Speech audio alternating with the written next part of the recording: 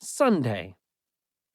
When I got to the gym for basketball tryouts tonight, I counted 28 kids. That meant 20 kids would make one of the two teams, and everyone else would get cut. So I liked my odds. Plus, most of the kids looked way better than me. A lot of these guys have been playing since kindergarten, and they could dribble between their legs and do other crazy stuff with a ball. The only real experience I've had with basketball was when we did a basketball unit in phys ed last year, and that only lasted 2 days. On top of that, the school's only basketball was deflated, and the phys ed teacher couldn't find the needle that went with the pump, so we had to use balloons instead.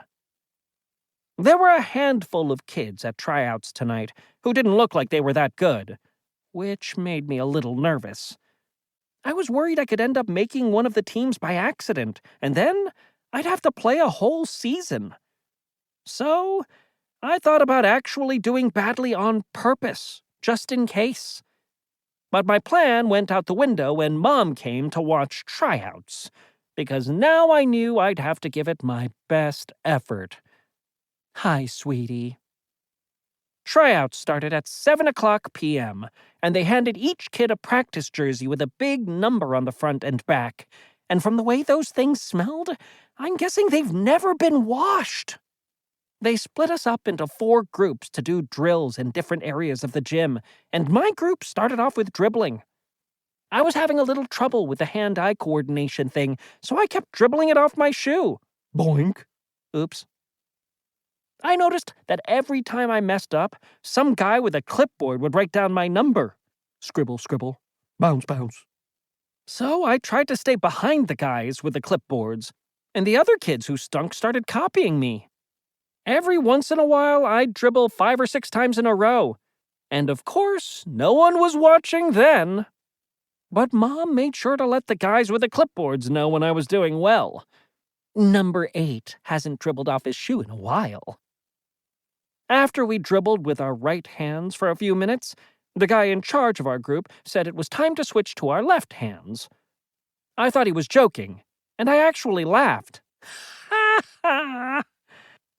But I probably shouldn't have, because that just made him write down my number again. I guess some people can do things with both hands, but not me. In fact, my left hand is practically useless. One time, I sprained my right wrist, and I had to take a test at school using my left hand, and I think I would have done much better if I'd held the pencil in my mouth. Once we finished our dribbling drills, we switched to free throws, and I really wished I hadn't learned to shoot a basketball with a balloon, because I totally misjudged how much effort I needed to put into my shot. Hup!